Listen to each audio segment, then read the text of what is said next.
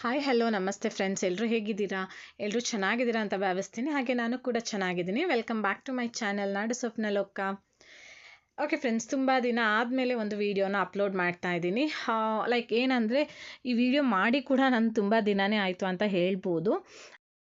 ಅಂದರೆ ಯಾಕಂತ ಹೇಳಿದ್ರೆ ಎಲ್ಲರಿಗೂ ಗೊತ್ತಿದೆ, ಇವಾಗ ಎಲ್ಲ ಕಡೆ ಜಾಸ್ತಿ ಮಳೆ ಆಗ್ತಾ ಇದೆ. ಹಾಗೆ ಕೊಡಗಿನಲ್ಲಿ ಕೂಡ ತುಂಬ ಜಾಸ್ತಿ ಮಳೆ ಆಗ್ತು.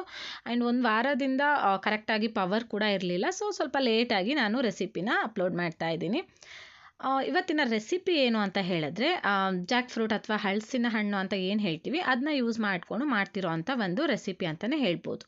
ನಾವು ಇದನ್ನ ಕೊಡಗಿನಲ್ಲಿ ಅಥವಾ ನಮ್ಮ ಕೊಡವ ಭಾಷೆಯಲ್ಲಿ ಕುವಲೆ ಪುಟ್ಟ ಅಂತ ಹೇಳಿ ಕರಿತೀವಿ. ಇವಾಗ ಇಲ್ಲಿ ನಾನು ಹಲಸಿನ ಹಣ್ಣಿನ ತೊಳೆಗಳನ್ನು ತೊಗೊಂಡಿದ್ದೀನಿ. ಇದು ಫುಲ್ ಹಣ್ಣಾಗಿರುತ್ತೆ. ಇದು ಬಂದು ನಮ್ಮ ಕಡೆ ಕಾಡು ಹಲಸಿನ ಹಣ್ಣು ಅಂತ ಹೇಳ್ತೀವಿ. ಅದನ್ನು ನಾವಿವಾಗ ಹಣ್ಣು ಈ ಥರ ಬಿಡಿಸ್ಕೊಂಡು ಈ ಥರ ಏನು ಹೇಳೋದು, ಸೊಪ್ಪು ಸೋಸೋದು ಏನಿರುತ್ತೆ ಅದರಲ್ಲಿ ಈ ಥರ ನಾವು ವಾಶ್ ಮಾಡ್ಕೋಬೇಕು. ಯಾಕಂತ ಹೇಳಿದ್ರೆ ಮಿಕ್ಸಿಲಿ ಕೂಡ ಮಾಡ್ಕೋಬೋದು, ಬಟ್ ಈ ಥರ ಮಾಡೋದ್ರಿಂದನೇ ಟೇಸ್ಟ್ ಸ್ವಲ್ಪ ಡಿಫ್ರೆಂಟಾಗಿ ಬರುತ್ತೆ. ಇವಾಗ ನಾರ್ಮಲಾಗಿ ಇವಾಗ ನೀವು ನೋಡಿರ್ತೀರ, ಇವಾಗ ಅದು ಯಾವ ಥರ ಇವಾಗ ರೋಡ್ ಸೈಡಲ್ಲೆಲ್ಲ ಮಾರ್ತಿರ್ತಾರಲ್ವ, ಅದನ್ನ ನಾವು ತೊಗೊಂಡು ಹೋದರೆ ಅದರಲ್ಲೂ ಕೂಡ ಈ ಥರ ಮಾಡ್ಬೋದು. ಬಟ್ ಅದನ್ನು ನಾವು ಮಿಕ್ಸಿಲಿ ಗ್ರೈಂಡ್ ಮಾಡ್ಕೋಬೇಕಾಗತ್ತೆ, ಯಾಕಂದರೆ ಅದಿಷ್ಟು ಸಾಫ್ಟ್ ಆಗಲ್ಲ. ಇವಾಗ ಆ ಥರ ಸೊಪ್ಪು ಸೋಸೋದ್ರಲ್ಲಿ ಮಾಡಿರೋದ್ರಿಂದ ಈ ಥರ ಚೆನ್ನಾಗಿ ಅದರ ಪಲ್ಪೆಲ್ಲ ಬಂದಿದೆ. ಇವಾಗ ಇದಕ್ಕೆ ನಾನು ಸ್ವಲ್ಪ ಏಲಕ್ಕಿ ಪುಡಿನ ಹಾಕ್ಕೊತಾ ಇದ್ದೀನಿ. ಹಾಗೆ ತೆಂಗಿನಕಾಯಿ, ಅಂದರೆ ನೀವು ಗ್ರೇಟ್ ಮಾಡಿ ಬೇಕಾದರೂ ತುರಿದು ಬೇಕಾದರೂ ಹಾಕೋಬೋದು, ಅಥವಾ ಈ ಥರ ಚಾಪ್ ಮಾಡಿ ಹಾಕೋಬೋದು. ಯಾಕೆ ಹಾಕೊಳ್ಳೋದ್ರಿಂದ ಅದು ಮಧ್ಯೆ ಮಧ್ಯೆ ಬಾಯಿಗೆ ಸಿಗ್ತಾ ಇದ್ದರೆ ತುಂಬಾ ಚೆನ್ನಾಗಿರುತ್ತೆ ಟೇಸ್ಟ್. ಸೊ ನಾನು ಈ ಥರ ಕಟ್ ಮಾಡಿ ಹಾಕ್ಕೊಂಡಿದ್ದೀನಿ. ಆ್ಯಂಡ್ ನಿಮಗೆ ಬೇಕು ಅಂತ ಹೇಳಿದ್ರೆ ಎಳ್ಳು ಅಥವಾ ಎಳ್ಳನ್ನು ಕೂಡ ಹಾಕೋಬೋದು. ಬಿಳಿ ಅಥವಾ ಕಪ್ಪು ಯಾವ್ದು ಬೇಕಾದರೂ ನೀವು ಹಾಕೋಬೋದು. ನಾನಿಲ್ಲಿ ಎಳ್ಳನ್ನು ಸ್ಕಿಪ್ ಮಾಡಿದ್ದೀನಿ. ನೆಕ್ಸ್ಟ್ ಬಂದು ಇವಾಗ ಇದಕ್ಕೆ ನಾವು ಪುಡಿ ಹಾಕ್ಕೊಂಡು ಕಲಿಸ್ಕೋಬೇಕು. ಪುಡಿ ಅಂತ ಹೇಳಿದ್ರೆ ಅಕ್ಕಿ ತರಿ ಅಂತ ಹೇಳ್ತೀವಲ್ವ, ಅಕ್ಕಿನ ಇವಾಗ ತೊಳೆದ್ಬಿಟ್ಟು ಒಣಗಿಸಿ ಸ್ವಲ್ಪ ಮಿಕ್ಸಿಲೇ ಪುಡಿ ಮಾಡಿಕೊಂಡ್ರೆ ಸಾಕು. ತುಂಬ ನೈಸ್ ಪುಡಿ ಆಗಬೇಕು ಅಂತ ಇಲ್ಲ, ತರಿ ಇರಬೇಕು. ಸೊ ಇದನ್ನು ಇವಾಗ ನಾವು ಹಾಕ್ಕೊಂಡು ಮಿಕ್ಸ್ ಮಾಡ್ಕೋಬೇಕು, ಅಂದರೆ ಕಲಿಸ್ಕೋಬೇಕು. ಅಂದರೆ ಇವಾಗ ಅಂದರೆ ಗೊತ್ತಾಗುತ್ತಲ್ವ ಒಂದು ಹದ ಯಾವ ಥರ, ಅಂದರೆ ಫುಲ್ ಗಟ್ಟಿ ಕಡುಬು ಎಲ್ಲ ಮಾಡ್ತೀವಲ್ಲ ಆ ಥರ ಮಾಡಬಾರ್ದು. ಇವಾಗ ಇಡ್ಲಿಗಿಂತ ಸ್ವಲ್ಪ ಗಟ್ಟಿಯಾಗಿರಬೇಕಷ್ಟೆ. ಇಡ್ಲಿ ಹಿಟ್ಟು ಏನು ನಾವು ರುಬ್ಕೊಂಡು ಮಾಡ್ಕೋತೀವಿ ಅದಕ್ಕಿಂತ ಸ್ವಲ್ಪ ಗಟ್ಟಿ ಇದ್ದರೆ, ಅಂದರೆ ಸ್ವಲ್ಪ ಗಟ್ಟಿ ಇದ್ದರೂ ಆಗುತ್ತೆ. ಇದು ಬಂದು ನಾನು ಅರಿಶಿಣದ ಎಳೆ ತೊಗೊಂಡಿದ್ದೀನಿ. ನಿಮಗೆ ಈ ಎಲೆ ಇಲ್ಲ ಅಂತ ಹೇಳಿದ್ರೆ, ನೀವೇನಾದರೂ ರೆಸಿಪಿ ಟ್ರೈ ಮಾಡ್ತೀರಾ ಅಂತ ಹೇಳಿದ್ರೆ ಬಾಳೆ ಎಲೆ ಯೂಸ್ ಮಾಡ್ಬೋದು. ಅದೇ ಇವಾಗ ಹಳ್ಳಿ ಅಥವಾ ನಮ್ಮ ಊರ ಕಡೆ ಎಲ್ಲ ಆದರೆ ಕೂವಲೆ ಅಂತ ಹೇಳಿ ಇದೇ ಥರ ಒಂದು ಎಲೆ ಬರುತ್ತೆ, ಅದನ್ನು ಕೂಡ ಯೂಸ್ ಮಾಡಿ ಮಾಡ್ತಾರೆ. ಆ್ಯಕ್ಚುಲಿ ಅದನ್ನೇ ಯೂಸ್ ಮಾಡಿ ಮಾಡೋವಂಥದ್ದು. ನಮಗೆ ಆ ಎಲೆ ಸಿಕ್ಕಲಿಲ್ಲ ಅಂತ ಹೇಳಿ ನಾನು ಅರಶಿನದ್ದು ಎಲೆಯಲ್ಲಿ ಮಾಡ್ತಾಯಿದ್ದೀನಿ. ಸೊ ಈ ಥರ ಅರಶಿನದ ಎಲೆಯಲ್ಲಿ ಮಾಡೋದ್ರಿಂದ ಅದರ ಫ್ಲೇವರ್ ಕೂಡ ತುಂಬ ಚೆನ್ನಾಗಿರುತ್ತೆ. ಸೊ ಇವಾಗ ಈ ಥರ ಎಲೆನ ತುಂಬ ಚೆನ್ನಾಗಿ ವಾಶ್ ಮಾಡಿಕೊಂಡು ಆಮೇಲೆ ಈ ಥರ ಅದರ ಬ್ಯಾಕ್ ಸೈಡಲ್ಲಿ ಸ್ಪ್ರೆಡ್ ಮಾಡ್ಕೋಬೇಕು. ತುಂಬ ಅಂದರೆ ರಫ್ ಆಗಿ ಸ್ಪ್ರೆಡ್ ಮಾಡಬಾರ್ದು, ಸ್ವಲ್ಪ ತಿನ್ನಾಗಿ ಅಂದರೆ ತೆಳುವಾಗಿ ಸ್ಪ್ರೆಡ್ ಮಾಡಿಕೊಂಡು ಈ ಥರ ಫೋಲ್ಡ್ ಮಾಡಬೇಕು.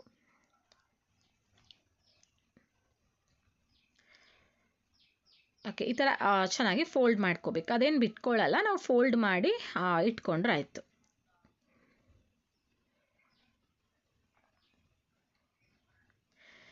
ಈ ಥರ ಅರಿಶಿಣದ ಎಲೆಯಲ್ಲಿ ಮಾಡ್ಕೊಳ್ಳೋದ್ರಿಂದ ಅರಿಶಿಣದ್ದು ಎಲೆಯಲ್ಲಿ ಒಂದು ಫ್ರೇಗ್ರೆನ್ಸ್ ಅಥವಾ ಅದರದ್ದು ಒಂದು ಏನು ಹೇಳ್ತೀವಿ ಸ್ಮೆಲ್ ಏನಿರುತ್ತೆ ತುಂಬಾ ಚೆನ್ನಾಗಿರುತ್ತೆ. ಇದು ಕೂಡ ನಾವು ಏನು ಹೇಳೋದು ಸೀಸನಲ್ ಫುಡ್ ಅಂತಲೇ ಹೇಳ್ಬೋದು. ಯಾಕಂತ ಹೇಳಿದ್ರೆ ಈ ಹಲಸಿನ ಹಣ್ಣು ಏನಿರುತ್ತೆ ಅದು ಯಾವಾಗಲೂ ಸಿಗಲ್ವಾ, ಅಂದರೆ ಲೈಕ್ ಈ ಥರ ಮಳೆಗಾಲದಲ್ಲೇ ಜಾಸ್ತಿಯಾಗಿ ಹಣ್ಣಾಗುವಂಥದ್ದು. ಸೊ ಇದನ್ನು ಕೂಡ ನಾವು ಸೀಸನಲ್ ಫುಡ್ ಅಂತಲೇ ಕರಿಬೋದು. ಸೊ ಎಲ್ಲನೂ ಕೂಡ ಇವಾಗ ಇದೇ ಥರ ಸ್ಪ್ರೆಡ್ ಮಾಡಿ ಫೋಲ್ಡ್ ಮಾಡಿ ಇಟ್ಕೋಬೇಕು. ನೆಕ್ಸ್ಟ್ ಸ್ಟೆಪ್ ಏನು ಅಂತ ಹೇಳಿದ್ರೆ, ಇವಾಗ ನೋಡಿ ಎಷ್ಟು ಚೆನ್ನಾಗಿ ಅಂದರೆ ಲೈಕ್ ಆ ಗ್ರೀನರಿ ಏನಿದೆ ತುಂಬಾ ಚೆನ್ನಾಗಿ ಕಾಣಿಸ್ತಿದೆ. ನೆಕ್ಸ್ಟ್ ಸ್ಟೆಪ್ ಏನು ಅಂದರೆ ಸ್ಟೀಮ್ ಮಾಡೋದು ಅಥವಾ ಬೇಯಿಸೋದು. ನಾವಿಲ್ಲಿ ನಿಮ್ಮ ಹತ್ರ ಈ ಥರ ಸ್ಟೀಮರ್ ಇಲ್ಲ ಅಂದರೆ ಇಡ್ಲಿ ಸ್ಟೀಮರ್ ಕೂಡ ಯೂಸ್ ಮಾಡ್ಕೋಬೋದು. ಬಟ್ ನಾವಿಲ್ಲಿ ಕಡುಬೆಲ್ಲ ಬೇಯಿಸೋದ್ರಿಂದ ಈ ಥರ ಸ್ಟೀಮರ್ಸ್ನ ನಾವು ಯೂಸ್ ಮಾಡ್ತಾ ಇದ್ದೀವಿ. ಆ್ಯಂಡ್ ನಾನಿವತ್ತು ಒಲೆಯಲ್ಲಿ ಬೇಯಿಸ್ತಾ ಇದ್ದೀನಿ. ಲೈಕ್ ನಮ್ಮಲ್ಲಿ ಜಾಸ್ತಿಯಾಗಿ ನಾವು ಒಲೆಯಲ್ಲೂ ಅಡುಗೆ ಮಾಡ್ತೀವಿ ಆ್ಯಂಡ್ ಗ್ಯಾಸಲ್ಲೂ ಕೂಡ ಮಾಡ್ತೀವಿ. ಬಟ್ ಒಲೆಯಲ್ಲಿ ಮಾಡಿದ್ರೆ ತುಂಬ ಟೇಸ್ಟ್ ಚೆನ್ನಾಗಿರುತ್ತೆ ಅಂತ ಹೇಳಿ ನಾನಿವತ್ತು ಒಲೆಯನ್ನೇ ಬೇಯಿಸ್ತಾ ಇದ್ದೀನಿ.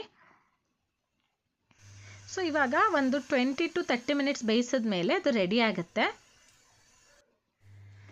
ಇವಾಗ ಲೈಕ್ ನಾವು ಈ ಥರ ಇದು ಸ್ವಲ್ಪ ಲೈಕ್ ಆರಿದ್ಮೇಲೆ ನಾವು ಈ ಥರ ಬಿಡಿಸ್ಕೊಂಡ್ರೆ ಆಯಿತು. ಹಲಸಿನ ಹಣ್ಣಿನ ಹಿಟ್ಟು ಅಥವಾ ಕುವಲೆ ಪುಟ್ಟ ಅಂತ ಏನು ಹೇಳ್ತೀವಿ ಅದು ರೆಡಿಯಾಗಿದೆ. ಓಕೆ, ನೋಡಿದ್ರಲ್ಲ, ನಿಮ್ಮೆಲ್ಲರಿಗೂ ಕೂಡ ಈ ರೆಸಿಪಿ ಇಷ್ಟ ಆಗಿದೆ ಅಂತ ಅಂದ್ಕೊಳ್ತೀನಿ. ಇಷ್ಟ ಆದರೆ ಲೈಕ್ ಮಾಡಿ, ಹಾಗೆ ಆದಷ್ಟು ಫ್ರೆಂಡ್ಸ್ ಮತ್ತು ಫ್ಯಾಮಿಲಿ ಜೊತೆ ಕೂಡ ಈ ರೆಸಿಪಿನ ಶೇರ್ ಮಾಡ್ಕೊಳ್ಳಿ.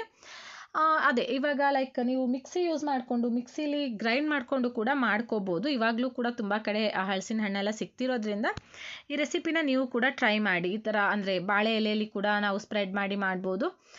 ಯಾವುದ್ರಲ್ಲಿ ಬೇಕಾದರೂ ನಾವು ಸ್ಪ್ರೆಡ್ ಮಾಡಿ ಮಾಡ್ಕೋಬೋದು. ತುಂಬಾ ಚೆನ್ನಾಗಿರುತ್ತೆ, ಅಂದರೆ ತುಂಬ ಟೇಸ್ಟಿಯಾಗಿರುತ್ತೆ. ಇದ್ರ ಜೊತೆಗೆ ಗೀ ಹಾಕ್ಕೊಂಡ್ರೆ ತುಂಬಾ ಟೇಸ್ಟಿಯಾಗಿರುತ್ತೆ. ಸೊ ನಮ್ಮ ಮನೇಲಿ ಗೀ ಖಾಲಿಯಾಗಿತ್ತು, ಅದರಿಂದ ಸ್ಕಿಪ್ ಮಾಡಿದ್ದೀನಿ.